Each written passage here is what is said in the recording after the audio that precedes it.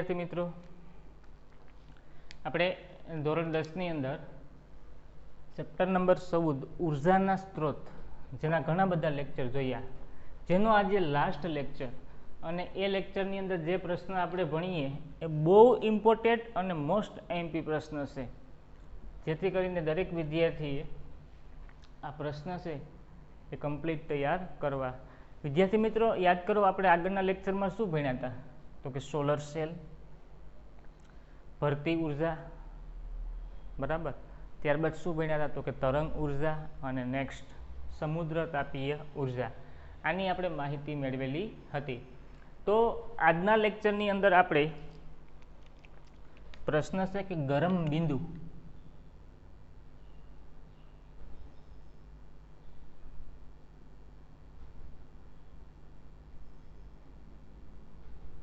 એટલે શું, અને તેમના દ્વારા ભૂતાપીય ઉર્જા કેવી રીતે મળે અને કયા વિસ્તારમાં મળે એની આપણે વાતચીત કરશું.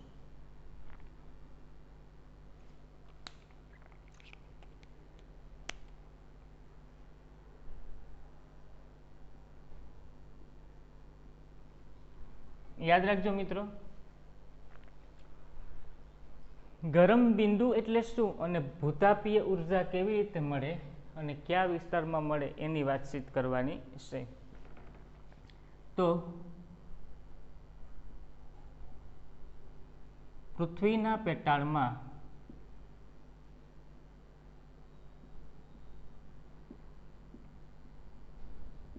ભૂસ્તરીય ફેરફારના કારણે, જો પૃથ્વીના પેટાળમાં ભૂસ્તરીય ફેરફાર થાય તો શું થાય? તો કે પથ્થરોની સપાટી, એને આપણે કહીએ ખડકોની સપાટી, ગરમ થાય. જો મિત્રો આ ખડકોની સપાટી ગરમ થાય તો આ ખડકો ક્યાં આવે? તો કે આ ખડકો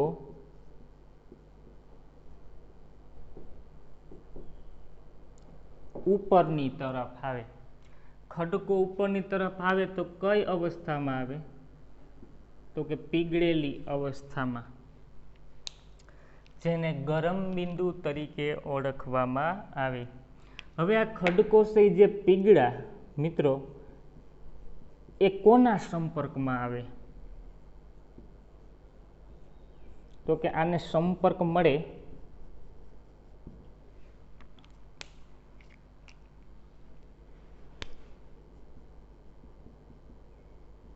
ભૂગર્ભીય જળ, એટલે કે ગટરોના પાણીના સંપર્કમાં આવે. જો મિત્રો આ ગટરોના પાણીના સંપર્કમાં આવે તો ગટરોનું જળનું શું થાય? તો કે જળ છે એની બાષ્પ બને. આ જે બાષ્પ બને એ બાષ્પને ક્યાં લઈ જવામાં આવે? તો કે આ બાષ્પને ટર્બાઇન તરફ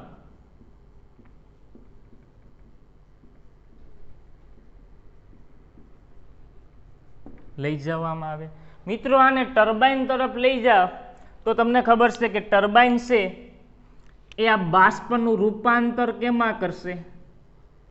તો કે બાષ્પનું રૂપાંતર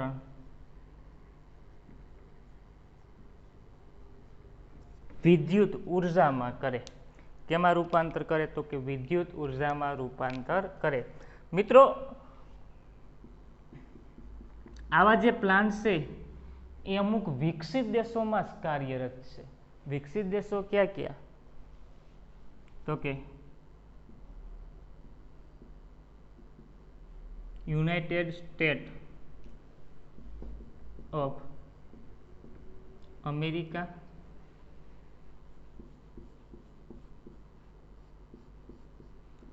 અને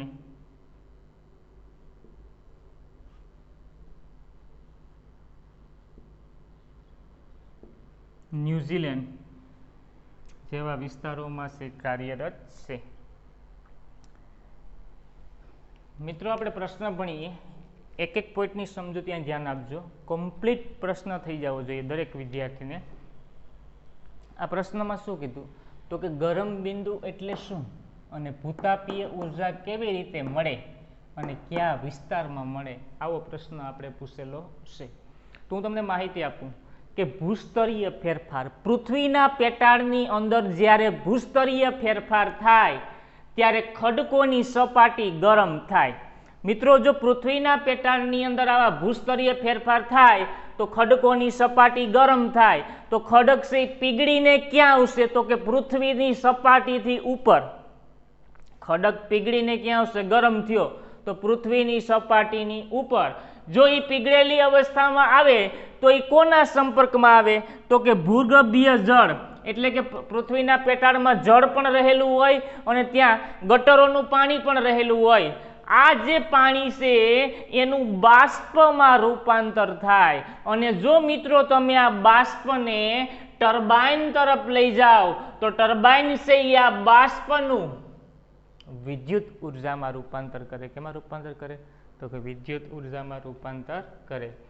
આ પ્લાન્ટ છે શક્ય કયા વિસ્તારમાં છે તો કે યુનાઇટેડ સ્ટેટ ઓફ અમેરિકા. લખજો બધા, યુનાઇટેડ સ્ટેટ ઓફ અમેરિકા અને ન્યુઝીલેન્ડ જેવા વિકસિત દેશોમાં પ્લાન્ટ છે ખૂબ જ કાર્યરત છે. યુનાઇટેડ સ્ટેટ ઓફ અમેરિકા અને ન્યુઝીલેન્ડ જેવા વિકસિત દેશોની અંદર આ પ્લાન્ટ છે ખૂબ જ અગત્યનો છે. તો યાદ રાખજો મિત્રો, ફરીથી કહું છું, ગરમ બિંદુ કોને કહેવાય તો કે ભૂસ્તરીય ફેરફારના કારણે પૃથ્વીના પેટાળમાં ખડકોની સપાટી ગરમ થાય. જો આ ખડકોની સપાટી ગરમ થાય તો ખડકો પીગળીને ક્યાં આવે તો કે ઉપર આવે. જો આ ખડકો પીગળીને ઉપર આવે તો કોના સંપર્કમાં આવે તો કે ભૂગર્ભીય જળ, ત્યાં પાણી રહેલું હોય એ પાણીના સંપર્કમાં આવે. હવે પાણીના સંપર્કમાં આવે તો આ જળનું રૂપાંતર કેમાં થાય તો કે બાષ્પમાં થાય, અને એ બાષ્પને ટર્બાઇન તરફ લઈ જવામાં આવે, અને આ ટર્બાઇન છે એ આ બાષ્પનું રૂપાંતર વિદ્યુત ઉર્જામાં કરે. કેમાં રૂપાંતર કરે તો કે વિદ્યુત ઉર્જા. અને વિદ્યુત ઉર્જામાં રૂપાંતર કરે તો આના વિકસિત દેશો ક્યાં ક્યાં છે તો કે United state of America, United state of America અને ન્યુઝીલેન્ડ જેવા વિકસિત દેશો છે, એમાં પ્લાન્ટ છે કાર્યરત હોય. મિત્રો, પ્રશ્ન ખૂબ જ અગત્યનો છે. હજી એક વખત બોલું છું, બધા ક્લિયર કરી નાખજો. પ્રશ્ન છે ખૂબ જ સરળ છે. હું જે બોલું છું તમારે લખવાનું, લખતા જજો મારી સાથે. પૃથ્વીના પેટાળમાં ભૂસ્તરીય ફેરફારના કારણે ખડકોની સપાટી ગરમ થાય. જો ખડકો ગરમ થાય તો ખડકો ઉપરની તરફ આવે. સપાટી ક્યાં આવે તો કે ઉપરની તરફ. કઈ અવસ્થામાં તો કે ગરમ થાય તો ખડકો પીગળે. ખડકો પીગળે તો ક્યાં આવે તો કે ઉપર. જો એ ખડકો ઉપર આવે તો એ કોકના સંપર્કમાં આવે. કોના સંપર્કમાં આવે તો કે ભૂગર્ભીય જળ. જો એ ભૂગર્ભીય જળના સંપર્કમાં આવે મિત્રો તો ભૂગર્ભીય જળનું શું થાય તો કે બાષ્પ બને. એમાંથી જે બાષ્પ બને એ બાષ્પને ક્યાં લઈ જવામાં આવે તો કે ટર્બાઇન તરફ. ટર્બાઇન તરફ લઈ જાઓ તો આપણે ટર્બાઇન છે આગળના બધા લેક્ચરની અંદર ટર્બાઇન વિશે માહિતી મેળવી. એ બાષ્પનું રૂપાંતર કેમાં કરે તો કે વિદ્યુત ઉર્જામાં કરે. બાષ્પનું રૂપાંતર કેમાં કરશે તો કે વિદ્યુત ઉર્જામાં. આ પ્લાન્ટ છે એ ક્યાં કાર્યરત છે તો કે વિકસિત દેશો. વિકસિત દેશ કયું લખજો, United state of America, United state of America અને ન્યુઝીલેન્ડ જેવા વિકસિત દેશોમાં છે કાર્યરત છે.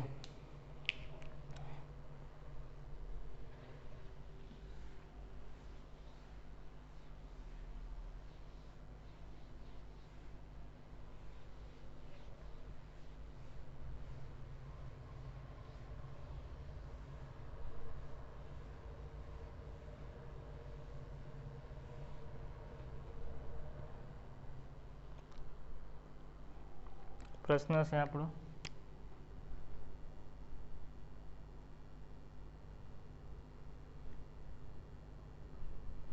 ન્યુક્લિયર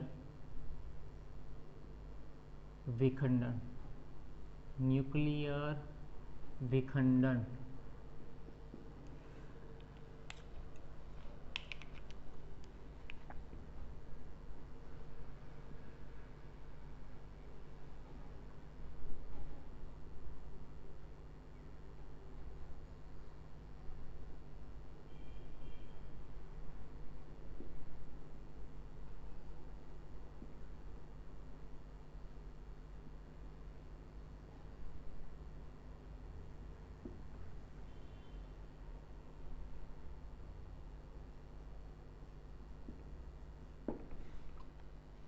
યાદ રાખજો. યુરેનિયમ, થોરિયમ અને પ્લુટોનિયમ જેવા ભારે ઘટકોનું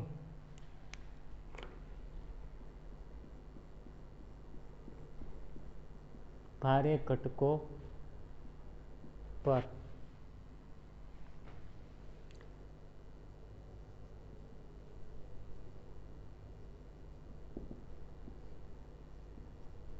ઓછી ઉર્જા ધરાવતા ન્યુટ્રોનનો મારો ચલાવીને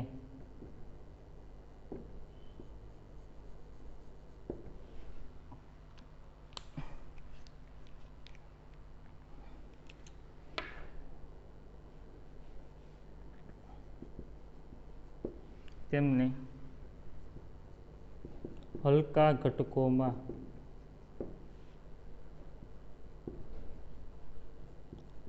રૂપાંતરણ કરવાની ક્રિયાને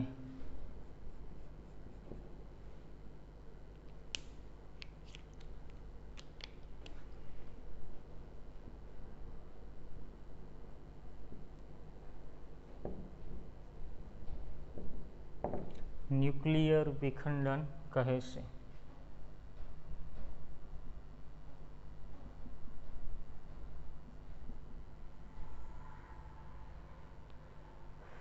યાદ રાખજો, ન્યુક્લિયર વિખંડન કોને કહેવાય એની પણ સમજૂતી આપું, પણ થોડોક આગળ માહિતી મેળવીએ.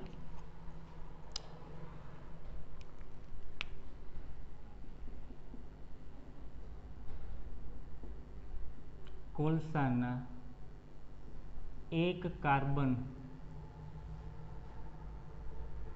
પરમાણુમાં મળતી ઉર્જા યુરેનિયમમાં મળતી ઉર્જા કોલસા કરતા 10 મિલિયન ગણી વધારે હોય છે.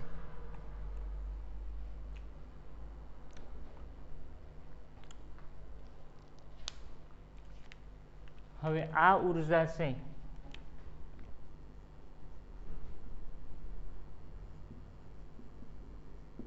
એ ન્યુક્લિયરનું વિખંડન થવાથી મળે છે. આની સમજૂતી કોના પરથી આપી શકાય તો કે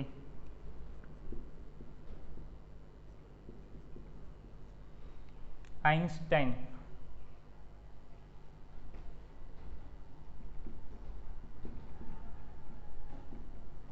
ના સૂત્ર અનુસાર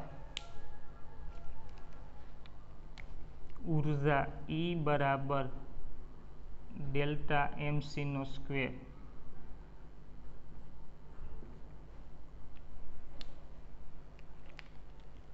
ઉર્જા E બરાબર ડેલ્ટા MC નો સ્ક્વેર. યાદ રાખજો મિત્રો, ન્યુક્લિયર વિખંડન. ન્યુક્લિયર વિખંડન કોને કહેવાય તો કે યુરેનિયમ, થોરિયમ અને પ્લુટોનિયમ જેવા ભારે ઘટકો પર ઓછી ઉર્જા ધરાવતા ન્યુટ્રોનનો મારો ચલાવીને. મિત્રો, આની ઉર્જા છે ખૂબ જ પ્રચંડ એટલે કે પ્રબળ છે. તો આ ઉર્જાને ભાંગવાની છે. ભાંગવાની મતલબ એવો કે જે ઉર્જા છે એની અડધી ઉર્જા કરવાની છે. તો આની ઉર્જા ખૂબ જ પ્રચંડ એટલે કે પ્રબળ હોવાથી તેમની ઉપર ન્યુટ્રોનનો મારો આંકવાનો. કોનો મારો તો કે ન્યુટ્રોનનો. તો શું થાય તો કે એની ઉર્જા જે પ્રચંડ હતી એ ઉર્જાનું વિભાજન થશે. વિભાજન થશે નો મતલબ શું તો કે તેમને હલકા ઘટકોમાં રૂપાંતર કરવાની ક્રિયા. કેને હલકા ઘટકોમાં તો કે આની ઉર્જા છે ખૂબ જ વધારે હતી. તમને ખબર છે યુરેનિયમ 238, યુરેનિયમ 235 આ ખૂબ જ પ્રબળ ઉર્જા ધરાવે. કેવી ધરાવે? પ્રબળ. અને પ્રબળ ઉર્જાના કારણે તેમની ઉપર ઓછી ઉર્જા ધરાવતા ન્યુટ્રોનનો મારો ચલાવીને તેમને હલકા ઘટકોમાં રૂપાંતરણ કરવાની ક્રિયાને શું કહેવાય? ન્યુક્લિયર વિખંડન. મિત્રો, નામ છે આપણા પ્રશ્નનું ન્યુક્લિયર વિખંડન. આની ઉર્જા ખૂબ જ પ્રચંડ હોવાથી તેમને હલકા બનાવવા. હલકા મતલબ શું? તો કે એની ઉર્જા જે હતી એનો અડધો ભાગ કરવો, એને ન્યુક્લિયર વિખંડન તરીકે ઓળખવામાં આવે છે.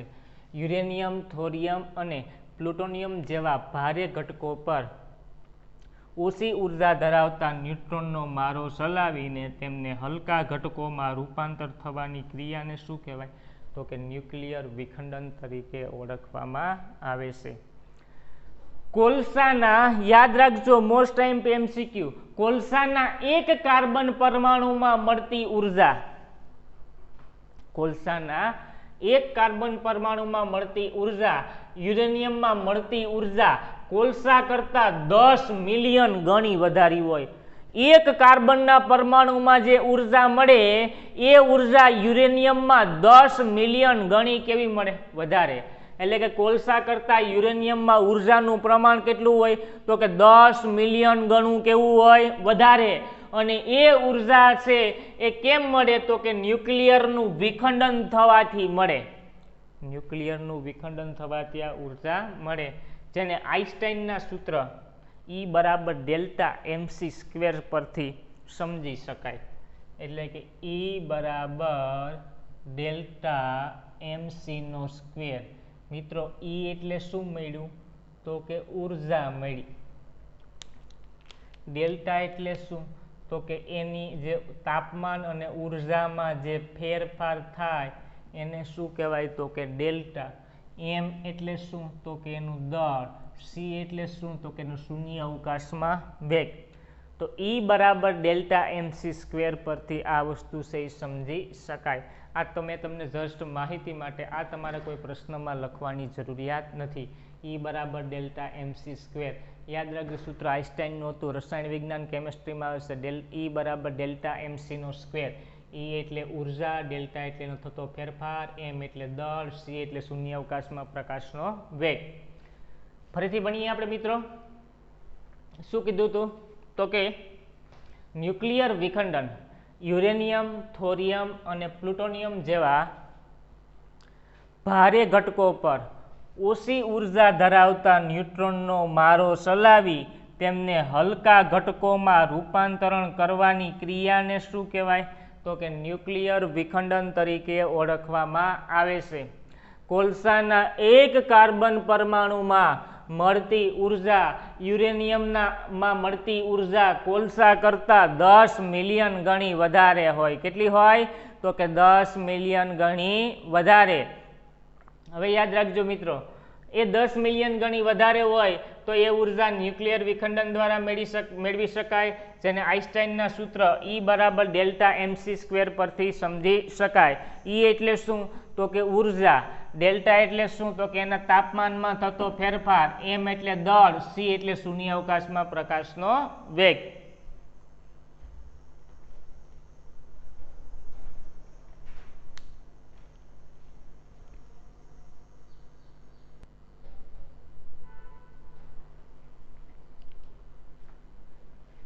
વિદ્યાર્થી મિત્રો, આપણે ન્યુક્લિયર વિખંડન જોયું.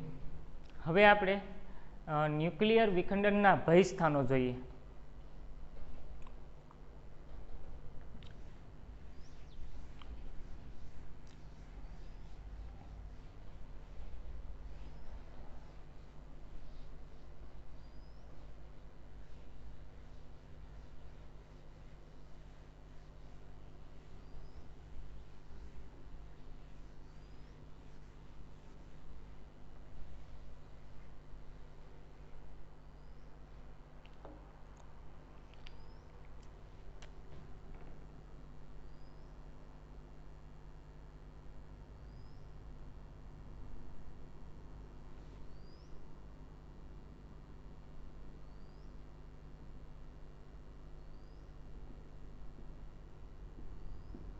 ન્યુક્લિયર પાવર જનરેટરના ભય સ્થાનો.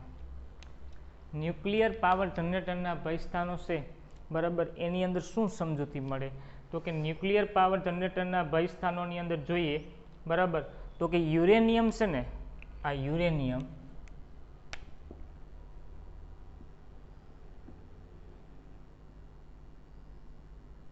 એ ભારે હાનિકારક વિકિરણોનું ઉત્સર્જન કરે છે. તે ભારે હાનિકારક વિકિરણોનું ઉત્સર્જન કરે. જો એ ભારે હાનિકારક વિકિરણોનું ઉત્સર્જન કરે તો શું થાય? તો કે વાતાવરણમાં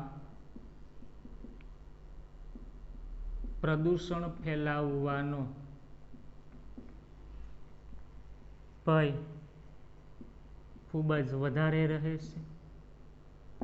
વાતાવરણમાં જો ખૂબ જ વધારે પ્રમાણમાં પ્રદૂષણ ફેલાય તો શું થાય?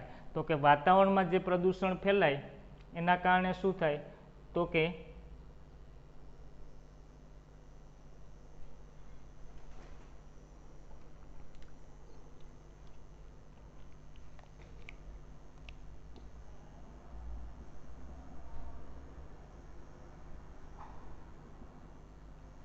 આ ન્યુક્લિયર વિખંડનના કારણે ભયજનક વાતાવરણમાં અસર થાય છે. તેથી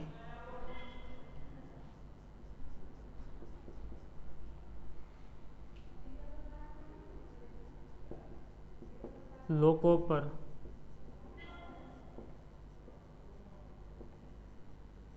વિપરીત અસરો થાય છે અને હાનિકારક વિકિરણના ઉત્સર્જનના કારણે એટલી ઘટનાઓ જોવા મળે. ન્યુક્લિયર પાવર જનરેટરના ભય સ્થાનો. ન્યુક્લિયર પાવર જનરેટરના ભય સ્થાનો શું કહેવા માંગે? તો કે એટલે ટોપિક યાદ રાખવાનો કે યુરેનિયમ ભારે હાનિકારક બરાબર વિકિરણોનું શું કરે? તો કે ઉત્સર્જન કરે. હાનિકારક વિકિરણોનું ઉત્સર્જન કરે તો શું થાય? તો કે વાતાવરણની અંદર પ્રદૂષણ ફેલાવાનું પ્રમાણ છે ખૂબ જ વધે, એટલે કે ભય છે ખૂબ જ વધે. જો એ ભય વધે તો ન્યુક્લિયર વિખંડનના કારણે ભયજનક વાતાવરણમાં અસર થાય. વાતાવરણમાં કેવી અસર થાય? તો કે ભયજનક, જેથી લોકો પર વિપરીત અસર થવાની અસર રહે. એટલે કે ન્યુક્લિયર પાવર જનરેટર છે, ન્યુક્લિયર પાવર જનરેટર એના ઘણા ભય સ્થાનો છે. પહેલી વસ્તુ એ કે વાતાવરણને સૌથી વધારે પ્રદૂષિત કરે. જો વાતાવરણ પ્રદૂષિત થાય તો એના પર માઠી અસરો થાય, અને વાતાવરણ પર જો માઠી અસર થાય બરાબર, તો લોકોના નિવસન તંત્ર ખોરવાઈ જાય. લોકોના નિવસન તંત્ર ખોરવાઈ જાય મિત્રો તો શું થાય બરાબર? તો કે એના વસવાટ ઉપર મોટી અસરો સર્જાય. આવી ઘણી બધી આફતો છે થતી જોવા મળે. એટલા માટે ન્યુક્લિયર પાવર જનરેટરના ભય સ્થાનો ક્યાં? તો કે યુરેનિયમ ભારે હાનિકારક વિકિરણોનું શું કરે? ઉત્સર્જન. જો એ ભારે હાનિકારક વિકિરણોનું ઉત્સર્જન કરે તો શું થાય? તો કે વાતાવરણમાં પ્રદૂષણનો ફેલાવો ભય ખૂબ જ વધે. જો વાતાવરણમાં પ્રદૂષણ ફેલાય બરાબર તો શું થાય? તો કે વાતાવરણમાં ભયજનક અસર થાય. ભયજનક અસર થાય તો લોકોના જીવન પર માઠી અસર પડે બરાબર.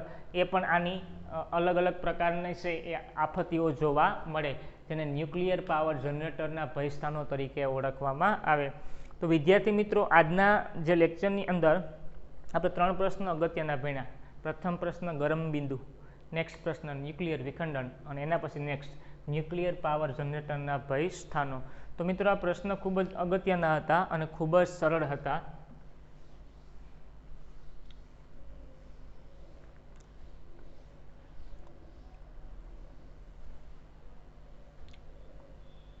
હવે આપણા પાઠ છે એનો સંપૂર્ણ કાર્યક્રમ છે પૂર્ણ થઈ ગયો. હવે આ પાઠ છે એની અંદર હું તમને પ્રશ્ન લખાવું છું, કયા કયા પ્રશ્ન ભણ્યા, અને એ પ્રશ્ન છે એ બધા તમારી નોટબુકમાં લખેલા છે કે નહીં એની બધાય સમજૂતી મેળવવાની. એમાંથી કોઈ પણ પ્રશ્ન ના આવડે તો એ પ્રશ્ન કોમેન્ટ કરીને તમે પૂછી શકો. પ્રથમ લખું છું અહીંયા,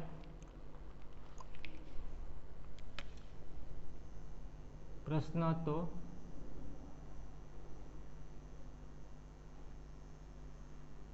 ઉર્જાના સ્ત્રોતો. નંબર 2, उत्तम बळतण। Number 3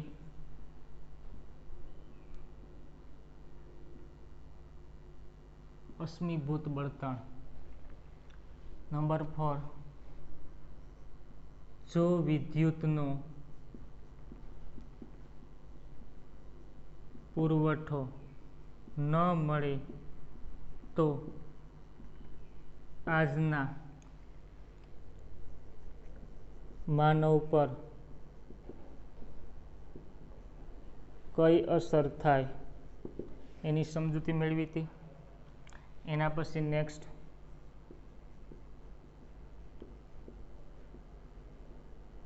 thermal power plant. एना पछी नेक्स्ट जल विद्युत प्लांट। एना पछी नेक्स्ट पवन ऊर्जा, जेनी अंदर एक पवन शक्ति विषे पण माहिती आपी हती। एना पछी नेक्स्ट सूर्य प्रसन्न ऊर्जा वाळो, सूर्य कुकर विषे समजूती मेळवेली हती।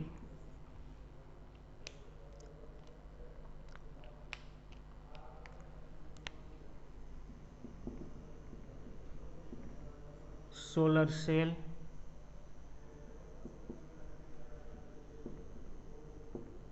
भरती ऊर्जा,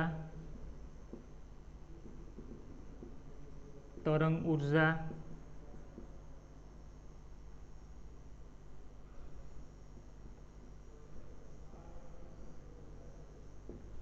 समुद्र तापीय ऊर्जा,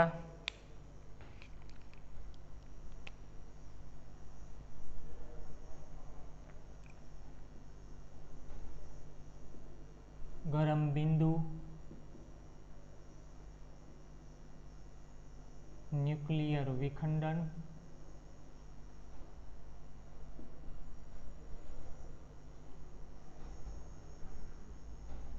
न्यूक्लियर पावर जनरेटरना